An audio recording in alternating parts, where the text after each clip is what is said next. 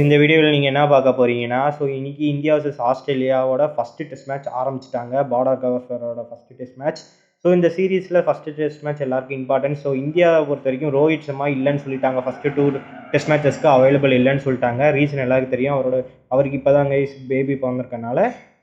அதுக்கு பதிலாக வந்து இப்போ கேஎல் ராகுல் தான் ஓப்பன் பண்ணுற மாதிரி சொல்லியிருந்தாங்க. அவர் தான் ஓப்பனும் பண்ணியிருந்தார். அதுக்கப்புறம் பார்த்தீங்கன்னா, அவர் கூட ஜெய்ஸ்வால் வந்து ஓப்பனிங் பேராக இருந்தார். அதுக்கப்புறம் 1 டவுனில் படிக்கல், 2 டவுனில் வந்து கோலி, அதுக்கப்புறம் ரிஷப் பண்ட், டூல் ஜுரேல், வாஷிங்டன் சுந்தர், நிதிஷ்குமார் ரெட்டிக்கும் ஹர்ஷித் ராணாக்கும் இன்றைக்கி டெபியூ சான்ஸ் கொடுத்துருந்தாங்க. டெபியூட்டன் செம்மையாக பர்ஃபார்ம் பண்ணியிருந்தாங்க. அதை பற்றி சொல்கிறேன் கைஸ் வீடியோவில். அதுக்கப்புறம் பும்ரா, அதுக்கப்புறம் சிராஜ். பும்ரா தான் இந்த சீரீஸில் இப்போ இருக்க 2 மேட்ச்சுக்கு கேப்டன் கைஸ். அவர் வந்து செம்மையாக லீட் பண்ணியிருந்தார், செம்மையாகவும் பவுலிங்கும் போட்டிருந்தார். இந்த இதில் பார்த்தீங்கன்னா 4 பேசர்ஸ் மட்டும் ஒரு ஸ்பின்னர் எடுத்துகிட்டு போயிருந்தோம். எல்லாருமே நல்லா தான் கான்ஃபிடென்ஸாக இருந்தோம். நல்லா தான் பேட்டிங்கை பொறுத்த வரைக்கும் அந்தளவுக்கு பெருசாக யாரும் பர்ஃபார்மன்ஸ் பண்ணியிருந்தல. ஆனால் பவுலிங்கில் வேறு லெவல் பர்ஃபார்மன்ஸ் பண்ணியிருந்தாங்க. அதை பற்றி பார்ப்போமா? இன்றைக்கி டே 1ல் என்ன நடந்துச்சுன்னு பார்ப்போமா? இந்தியா ஃபஸ்ட் பேட் பண்ணியிருந்தாங்க, ஆரம்பிச்சிருந்தாங்க. இதில் பார்த்தீங்கன்னா ஜெய்ஸ்வால் 8 பால் ஆடி டக் அவுட் ஆனார். ஆனால் அது வந்து ஆடின 8 பாலும் வேறு மாதிரி பால் தான். ஏன்னா ஸ்டாருக்கு வந்து ப்ரைம் ஸ்டார்க் மாதிரி போட்டுருந்தார். என்ன பேஸ் மட்டும்தான் இல்லை, மிச்சபடி ஸ்வீமு பயங்கரமாக போட்டுருந்தார் ஸ்டார்க்கு. இது ஏதோ தட்டு மாதிரி அதுக்கப்புறம் அவுட் ஆகிட்டார் ஜெய்ஸ்வால். அதுக்கப்புறம் தேவதத் படிக்கல் வந்தார். படிக்கல் 23 பால் ஆடினார் கைஸ். அவரும் அவுட் ஆகிட்டு போனார். ஆனால் அவர் வந்து ஸ்டாண்டர்டாக நின்று ஆடினார். இன்னும் அட்டாக்கிங் அக்ரேஷன் ஆட்டம் யாரும் எடுக்கல. அதுக்கப்புறம் வந்து கோலி வந்தார் கைஸ். கோலி வந்து நல்லா எடுத்தோடனே அக்ரேஷனாக ஆரம்பித்தார். அதுக்கப்புறம் வந்து 5 ரன்லேயே அவுட் ஆகிட்டார் கோலியை பொறுத்த வரைக்கும். இதுக்கப்புறம் வந்து இந்தியா வந்து என்ன பண்ண போகிறாங்கன்னு இருக்கும்போது கேஎல் ராகுல் ஒரு எண்டில் வந்து ஸ்ட்ராங்காக ஆடிட்டு இருந்தார். அதுக்கப்புறம் என்ன ஆச்சு, ஒரு ரிவ்யூ ஆட்டம் எடுத்தாங்க. பேட் ப்ளஸ் பேட்டில் வந்து இது பேடில் தான் கேஎல் ராகுல் அடித்தார். ஆனால் வந்து பேட்டில் அடித்தாருன்னு சொல்லி அல்ட்ரா எட்ஜை கொடுத்து அவுட்டுன்னு கொடுத்துட்டாங்க. இதில் பார்த்தீங்கன்னா ரிவ்யூ வந்து பேக் ஹேண்ட்லேருந்து பார்த்துட்டு என்னடா அவுட்டு கொடுத்துட்டீங்க அது மாதிரி இருந்துச்சு கேஸ். ஃபுல்லாக வந்துட்டு ஏமாத்துறது அது மாதிரி தான் இருந்துச்சு. ஏன்னா ஃபஸ்ட்டு பேக்லேருந்து பார்த்துட்டு பேட் அடிக்கும்போது கரெக்டாக கேப் தெரியுது. பேட்டுக்கும் பாலுக்கும் சரியாக கேப் இருக்குது. அந்த இடத்துல வந்துட்டு எதுவுமே இது பண்ணல. ஆனால் பேட் அடிக்கும்போது அல்ட்ரா எட்ஜில் வருது. அதை வந்து கரெக்டாக வந்து அவுட்டுக்கு கொடுத்துட்டாங்க டிசிஷனு. இதுக்கு வந்து ஆஸ்திரேலியா வந்து ரிவ்யூ போயிருந்தாங்க. அம்பையர்ஸ் 3rd அம்பையர் தான் இது கொடுத்தது. இவ்வளோ கேவலமாக பண்ணிட்டாங்கன்னு தான் சொல்லுவேன்.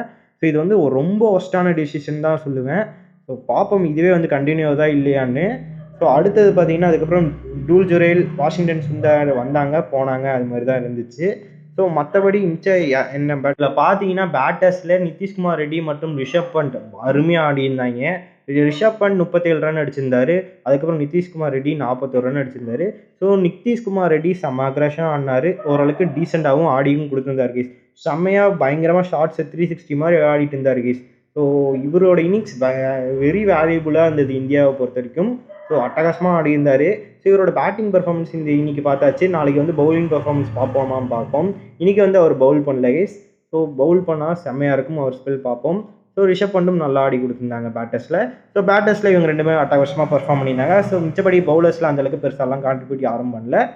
இப்போ வந்து 150க்கு இந்தியா ஆல் அவுட் ஆகிறாங்க கைஸ். இதில் வந்துட்டு கரெக்டாக வந்து 150க்கு ஆல் அவுட் ஆகிட்டோம். இதுக்கப்புறம் வந்து ஆஸ்திரேலியா பேட் பிடிக்க போகிறாங்க. அப்போ ஆஸ்திரேலியா அதுக்கப்புறம் பேட் பிடிக்க வந்திருந்தாங்க.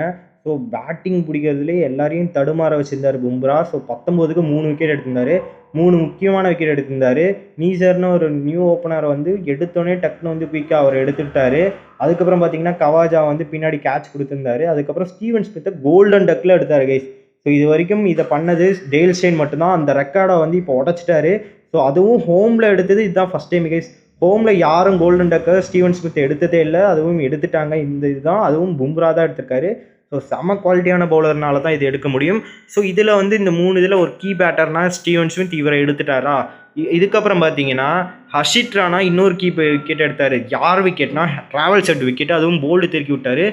அதுவும் இன்ஸ்விங் டெலிவரி கைஸ் வேறு மாதிரி போட்டு எடுத்திருந்தார். இவரும் டெபியூட்டன்ட்டில் செம்மையான பவுலிங் தான் சொல்லுவேன். வேறு மாதிரி இருக்கார் கைஸ். பயங்கரமாக போட்டு நம்மளோட ஹெட்டோட விக்கெட் எடுத்துட்டாரு. இவர் ஒரு இம்பார்ட்டண்டான விக்கெட் எடுத்தார். இதுக்கப்புறம் பார்த்தீங்கன்னா நம்ம சிராஜ் வந்தார் கேஸ். சிராஜை பிடிச்சி பயங்கரமாக ஸ்லட்ஜ் பண்ணி கடைசியில் வந்து லபுஷே விக்கெட்டையும் அவர் எடுத்திருந்தார். லபுஷே மற்றும் மார்ஷ் விக்கெட்டை வந்து எடுத்தது சிராஜ் கைஸ். வேறு மாதிரி இவரும் பவுலிங் போட்டு இந்தியன் இன்னிங்ஸில் இவரும் ஒரு இம்பார்ட்டண்டான விக்கெட் எடுத்தார். ஸோ அதுக்கப்புறம் மிச்சல் மார்ஷ் அவுட் ஆகிட்டு போனாங்க. அதுக்கப்புறம் பார்த்தீங்கன்னா எண்ட் ஓவர்ஸில் வந்துட்டு பேட் கமின்ஸ் கிட்ட ஜஸ்பிரித் பும்ரா வந்து பவுலிங் போட்டு எடுத்திருந்தாரு. ஸோ எல்லாருக்கும் வந்து கரெக்டான சமயத்தில் பவுலிங் கொடுத்து விக்கெட்டும் எடுத்திருந்தாரு. ஸோ இவர் கேப்டன்சி இருக்கனால இவரே வந்து சொல்லியிருக்காரு, கைஸ் எப்போ நான் எனக்கு பவுல் பண்ணணும்னு தெரியும், ஸோ எப்படி எனக்கு வந்து ஓவரை ரொட்டேட் பண்ணுறதுன்னு தெரியும் அப்படின்னு சொல்லியிருந்தாரு. சொன்ன மாதிரியே செஞ்சு காமிச்சார் பும்ரா. ஸோ இதோட பார்த்தீங்கன்னா இந்த டே வந்து ஸ்டப்ஸ் ஆகுது. 67க்கு 7 விக்கெட் எடுத்திருந்தாங்க ஆஸ்திரேலியாவை. ஸோ இந்த டைம் வந்து பார்த்தீங்கன்னா இந்தியா வந்து யாரும் அந்தளவுக்கு பெருசாலாம் பர்ஃபார்மன்ஸ் பண்ண மாட்டோம் அப்படின்னு நினச்சிருந்தா இந்தியாவோட பவுலர்ஸ் வந்து இந்த டைம் வேறு லெவல் பர்ஃபார்ம் பண்ணியிருக்காங்க. ஸோ பார்ப்போம் நாளைக்கு என்ன நடக்க போகுதுன்னு. ஸோ இந்த வீடியோ பிடிச்சிருந்தா உங்கள் ஃப்ரெண்ட்ஸ் அண்ட் ஃபேமிலிக்கு ஷேர் பண்ணுங்கள். ஸோ மிச்சபடி எல்லாம்